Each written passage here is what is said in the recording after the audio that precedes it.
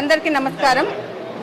ఈరోజు మనము నల్లమాడ మండలంలో ప్రత్యామ్నాయ విత్తన పంపిణీ కార్యక్రమంలో భాగంగా ఉలవల్ని డిస్ట్రిబ్యూట్ చేసేదానికి ఇనాగ్రేషన్ చేస్తున్నాము. మన నల్లమాడ మండలంకి ఇప్పుడు మొదటి విడతగా 240 క్వింటాళ్ళు విత్తనాలు రెడీగా ఉన్నాయి. రైతు సేవా కేంద్రంలో రెడీగా ఉన్నాయి. ప్రతి రైతు తమ ఆధార్ కార్డు, పంట పుస్తకం తీసుకొని రైతు సేవా కేంద్రంలో వాళ్ళకి తగిన ఒక బ్యాగ్ 10 కేజీల విత్తనాలని తీసుకోవాల్సిందిగా కోరుతున్నాము. 10 కేజీల విత్తనాలు 174 రూపాయలతో ప్రభుత్వం అందిస్తోంది.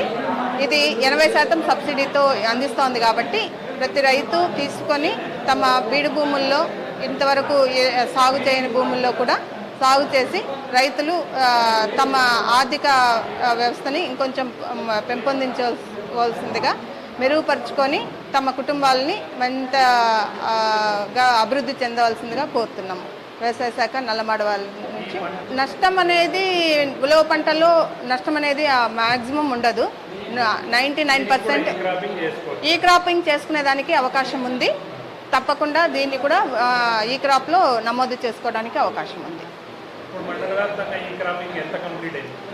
100% అయిపోయినట్టే.